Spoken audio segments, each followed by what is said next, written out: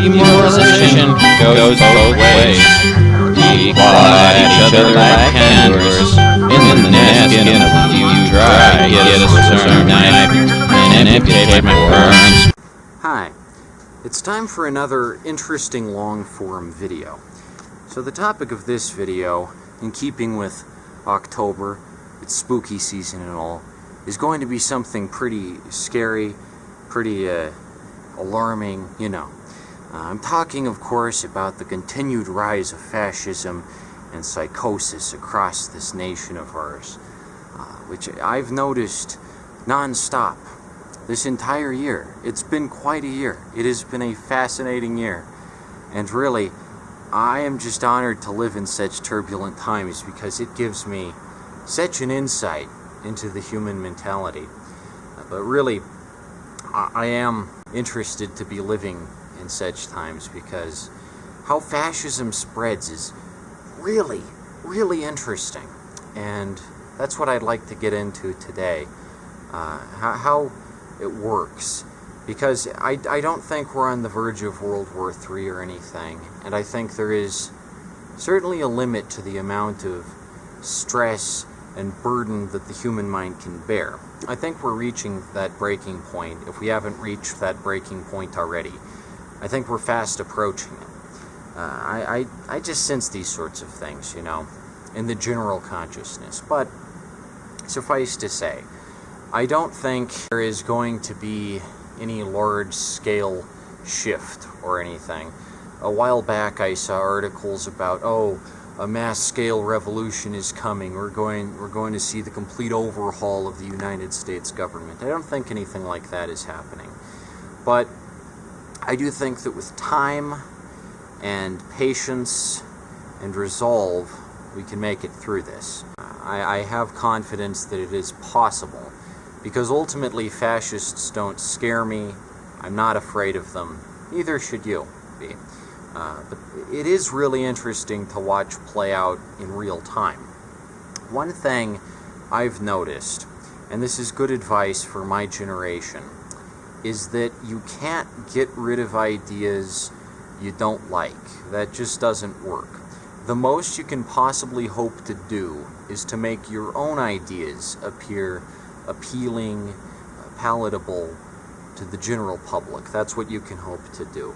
You can't erase ideas from being, because that's a fascist tactic. That's an inherently fascist tactic. Not only is it inherently fascist, it's futile. It doesn't work.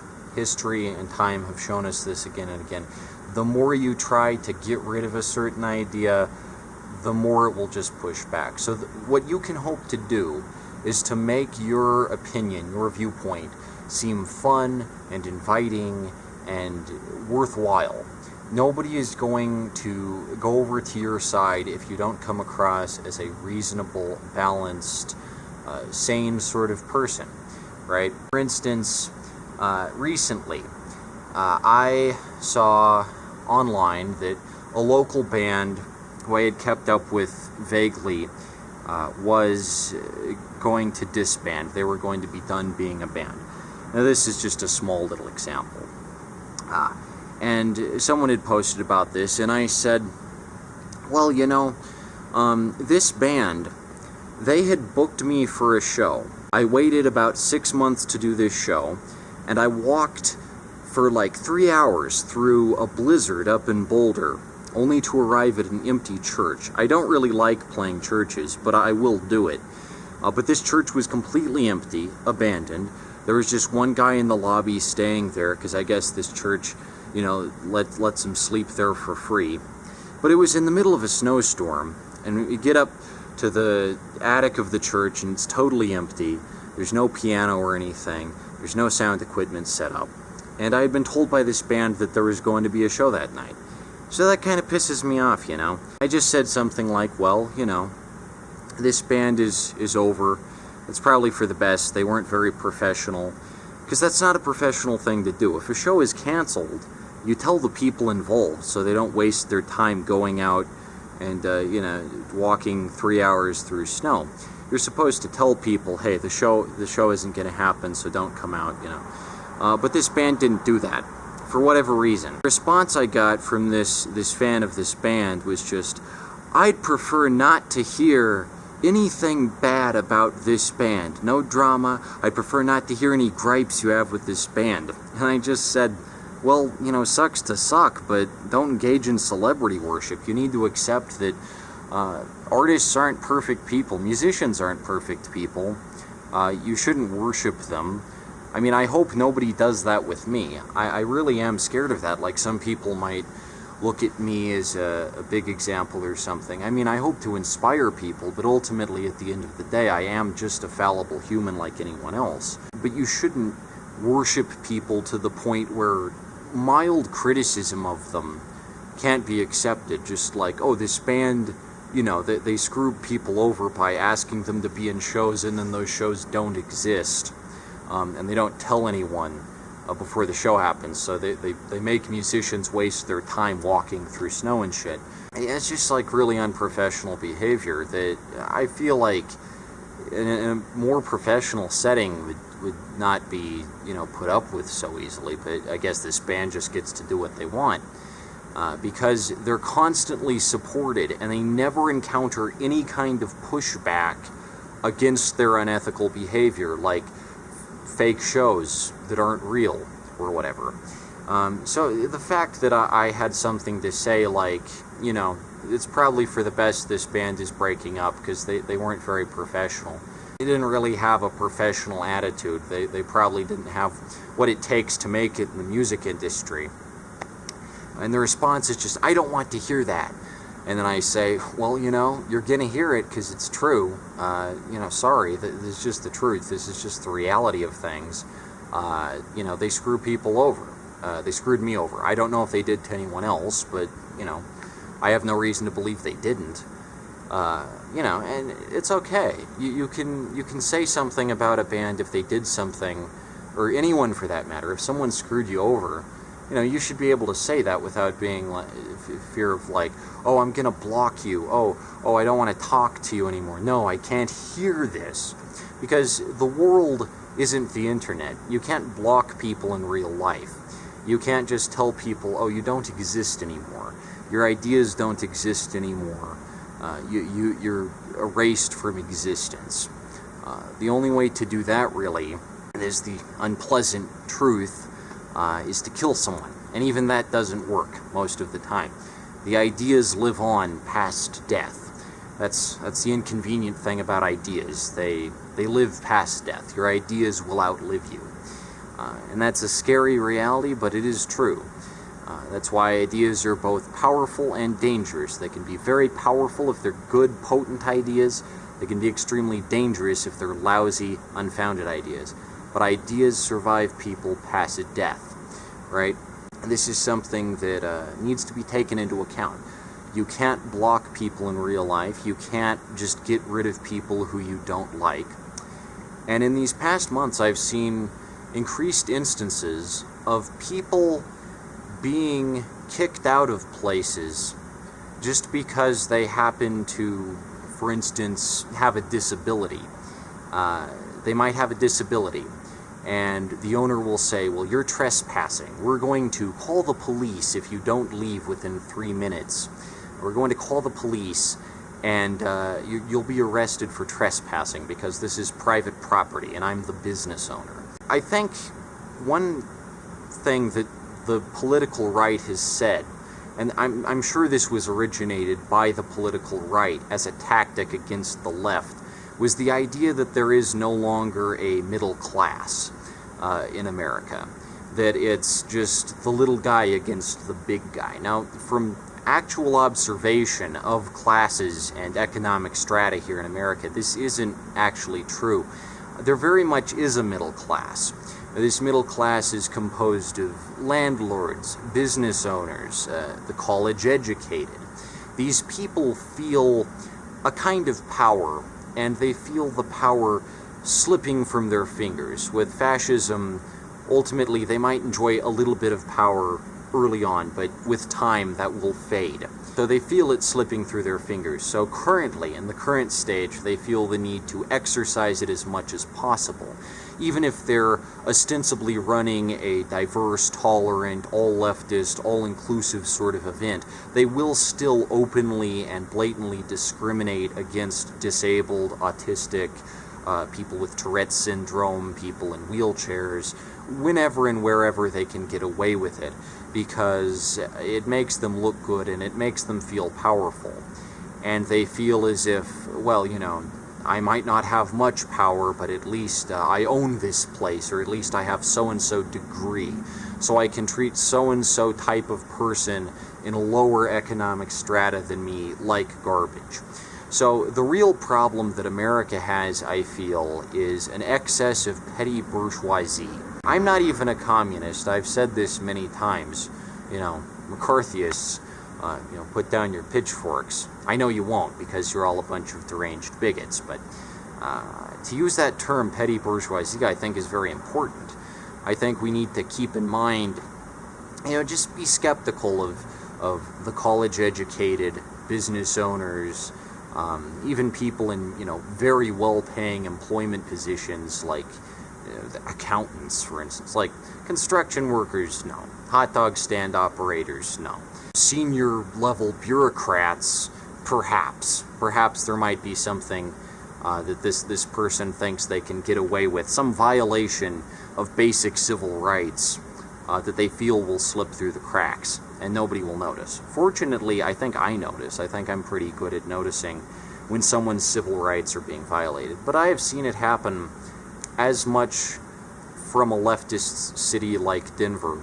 It happens just as often in a leftist city like Denver as it might happen in a conservative state like Louisiana, just to different groups. For instance, in Denver, literacy is generally frowned upon. Understanding books, reading books, being literate, this is all frowned upon.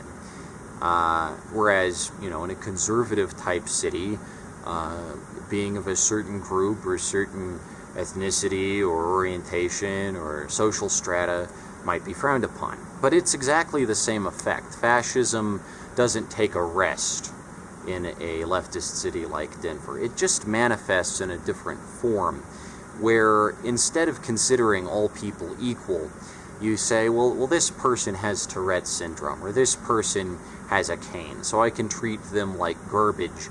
Meanwhile, I'm college educated, and I'm a small business owner, and I can call the cops on someone. That's fine. That's cool. That's very cool.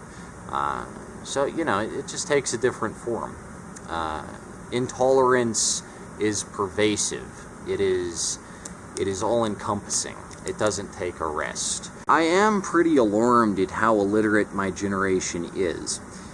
There are a lot of people in my generation who really dislike religion, and as a secular humanist who believes that there is a meaning and depth and beauty to human life, even if my faith in that premise is tested, I have to agree. The idea of having a God is a lousy and inherently false one. God is dead. In fact, God never existed. There never has been a God.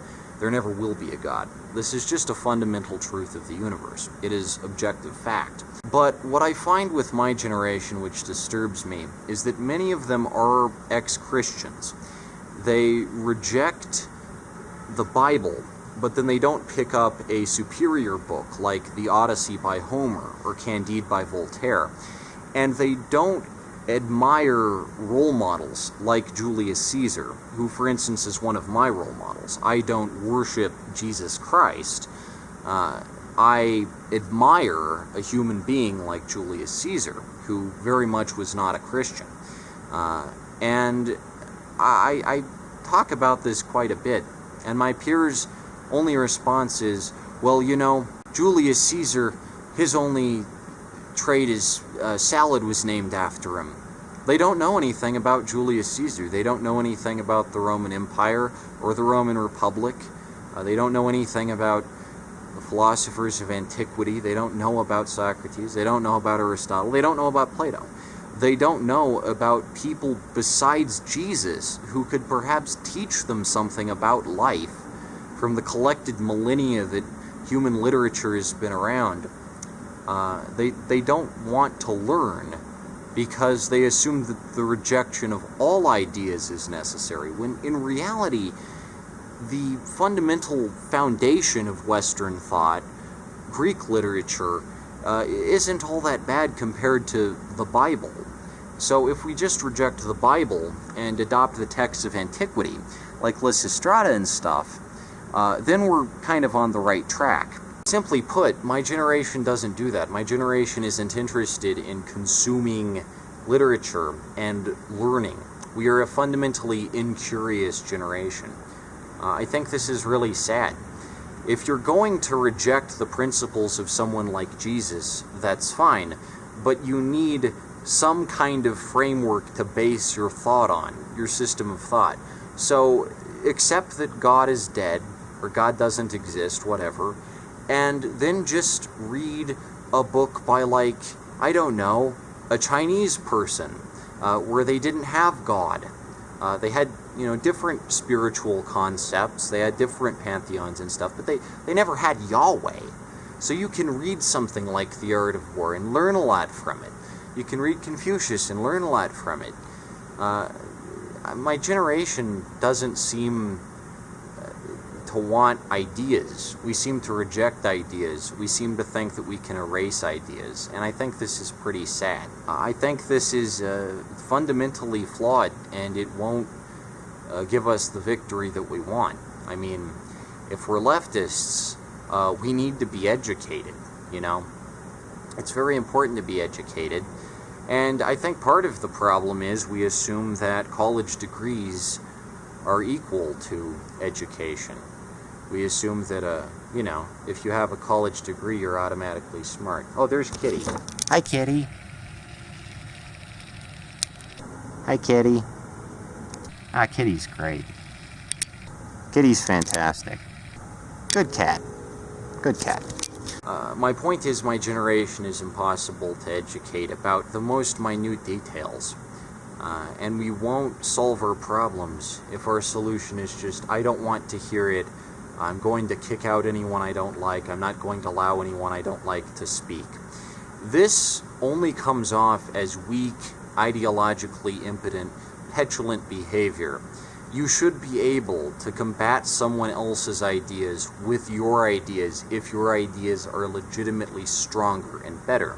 I think the problem with leftist thought, at least currently, today, in the year 2025, is that we have no idea where the hell to go, because we are surrounded by structures of white privilege and patriarchy and allonormativity and all kinds of shit that just make progression in any one concrete, easy direction forward very, very difficult.